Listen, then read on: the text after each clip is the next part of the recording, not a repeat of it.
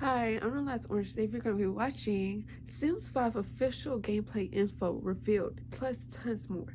This is really exciting. This is by SatchOnSims. This is the original video will be in the description box below. Please comment what you want me to react to next. And let's get into this video.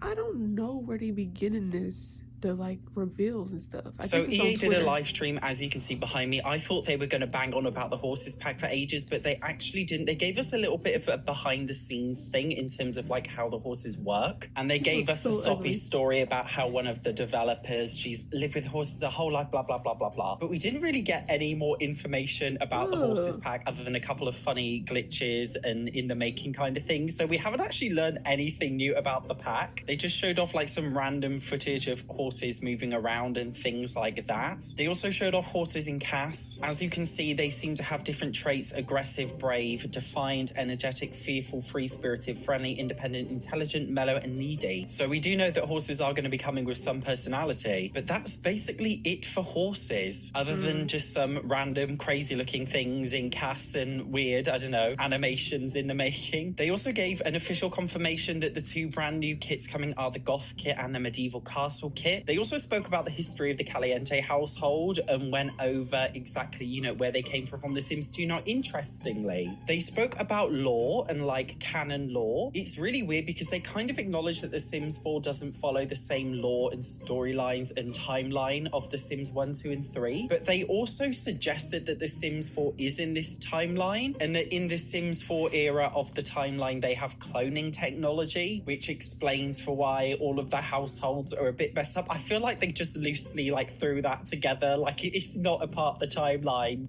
The Sims 4 is not canon, but they did pay homage and showed recognition to the original Sims 2 timeline, so it may suggest that when we get back to The Sims 5, fingers crossed, hopefully we do actually get back to that proper timeline and we just pretend The Sims 4 didn't happen. Now for the Yes, because in Sims 2 it was like a timeline of like who died, your first kiss, your first woohoo, who died, and if you get married or engaged to people.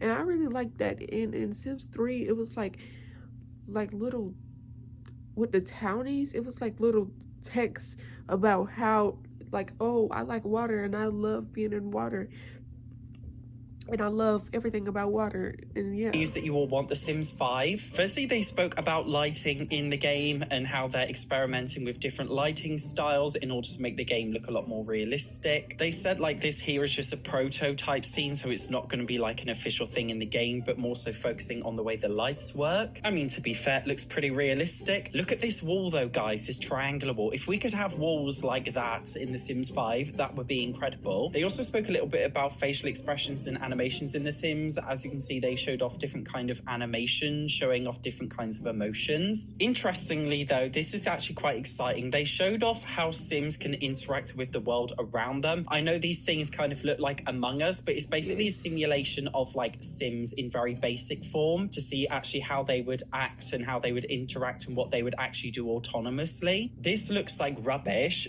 but you can actually tell a lot from this image. What this suggests is, firstly, they've showed off like this tiny little area. This makes me believe that The Sims 5 is going to go to the same Sims 4 closed lot system, not as in like The Sims 4 where you can only like visit one lot at a time, but instead kind of like a closed neighborhood system, so everything's open but only in that specific neighborhood. That's what this little bit of footage is giving. So it suggests that we may be getting a semi-open world. Obviously it's very early prototype footage, so we don't know, but that's my guess based on this. Also, as you can see based on the signs here, we've got tacos, apartment B, offices, a bar, a dive bar, bistro, apartment buildings. So are these things going to be coming in The Sims 5 base game? Are we going to get actual offices that you can go into, like live careers? Will there be apartments in there? Will there be like a taco shop, taco restaurant? Why did I call it a shop? So it gives us a little bit of an insight in terms of like the way that they're going in the general direction of it.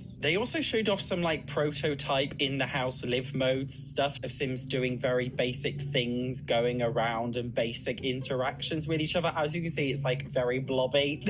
Looks a little bit weird, but they've given off the impression that they're doing the simulation from scratch, which is really exciting because The Sims 4 wasn't coded very well. I know that even as a non-educated person on coding. So the fact that we've got an insight into the way they're going about things, I think is really exciting. They even gave us extremely brief information about hair. And when I say extremely brief, I mean extremely. This 5 seconds of footage of showing color hair gradients is basically all we've got. I'm not gonna lie, like that's nothing new, like that's existed since The Sims 3. So I'm not gonna be like, oh my God, they finally added a feature that was supposed to be in The Sims 4 but wasn't included because they rushed the release. Like I'm not gonna get excited about that. Like it should have just been like in The Sims 4. It was already in The Sims 3, not getting excited over hair. One thing they did talk about is basically how they want to clean up the interface, and they mention how in The Sims 4 there's a lot going on all the time. Sims have whims, they have needs, they have speech bubbles above their head, they have different interactions and things they're doing, and they acknowledge that it can be a little bit overwhelming for the player when there's literally so much going on. So they said that their aim for The Sims 5 was to basically make it so that there was as little going on as possible on your screen, where a lot of information such as emotion is intimated. So they showed off a prototype scene of like a sim getting angry. So what I'm assuming this is, instead of your sim like having an angry moodlet in the bottom left corner like they do in The Sims 4, I think they're just going to make it so like Sims now are going to be so expressive in The Sims 5. It's really obvious based on their face, like what they're feeling and how they're interacting. And you can see this sim on the left here is like taken aback a little bit by the anger. So maybe Sims in The Sims 5 are going to be a lot more kind of interactable with each other. Who knows? Looking back at the original Sims 4 trailers and teasers, like they really bigged up this whole kind of Sims are smarter because now they have emotions thing. And then it turned out to be terrible. And I feel like they're kind of addressing that with this Sims 5 footage of showing us, hey, emotions in The Sims 4 maybe could be a little bit all over the place and over the top. But in The Sims 5, they're going to simplify it in order to make it, you know, a lot more streamlined. Because obviously it sounds great on paper if they're saying, you know, instead of having all these different UI things on the screen, that you'll be able to just tell their emotions from their face. But imagine if it was like The Sims 4 where they change emotions like every millisecond and their faces would constantly change all the time. So like even though they showed us the emotions, obviously we're going to have to see like exactly how emotions are going to be implemented and how easily they're affected. We did see some basic interaction. So get ready for the day, help with breakfast, watch Sam nervously. So it seems like they've got the basics coding there in terms of like getting them to just walk about and do different things. It obviously just looks very stiff right now. And I think it's really exciting if emotions are attached to how a person behaves and interacts with different objects in every situation. Because in The Sims 4, emotions only really affect like their walk style and a slight emotion on their face. But imagine actually like angrily cooking dinner or angrily washing the dishes or something. Like, you know, in The Sims 4, if a sim is angry, they take an angry poop, but it's just a normal poo animation. Like, it's not that deep. I really hope they get deeper with The Sims 5. By the way, if you've been watching this video wondering why my face is so red, I had an allergic reaction to something. So please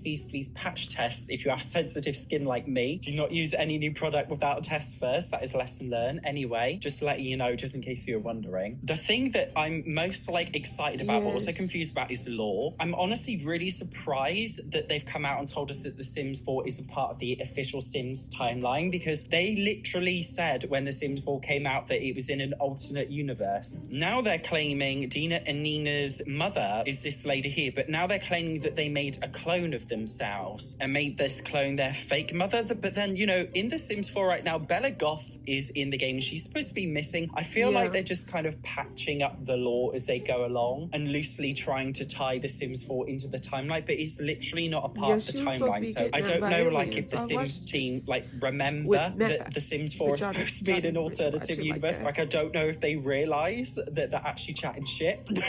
But apparently this is the new normal now. We've got to accept that it's in the official timeline, and I don't want to accept that. I want The Sims 4 to be forgotten about. As soon as The Sims 5 out, I want The Sims 4 to be thrown in the trash. I want EA to remove it from their EA Play Store. I want to forget it ever existed and move on. I'm like 99% sure that you don't care, but they also spoke about updates to The Sims Mobile and The Sims Free Play. The live stream in general was a little bit weird, to be honest. It felt like I was watching a kid's show. Like, it was very like child-friendly, happy clappy, but then they threw in like a few adult references in there, so clearly it was made for adults. It was a little bit cringy. Here I am to summarize it. Yeah. God damn, I was just about to catch up, and now you added about like 10. It's high school years, it's werewolves, it's clutter stuff, it's growing up together, it's what's that other thing called? The kits. I don't know. All of those kits. I only have the vacuum kit, and that's the only thing I have is the vacuum kit. I don't think I'm gonna get anything else. Maybe like the cottage living lifestyle, whatever it's called. But yeah, hopefully the Sims 5, they don't look ugly, and I really hope they have like timelines too, because it's kind of confusing, and I want townies to have like a storyline also, like individual storylines of what they want to do, how they want to do it, and how, yeah, and how they feel about the people in their house and the people in their whatchamacallit, in their household. So yeah, the original video will be in the description box below. Please comment what you want to react to next, and goodbye.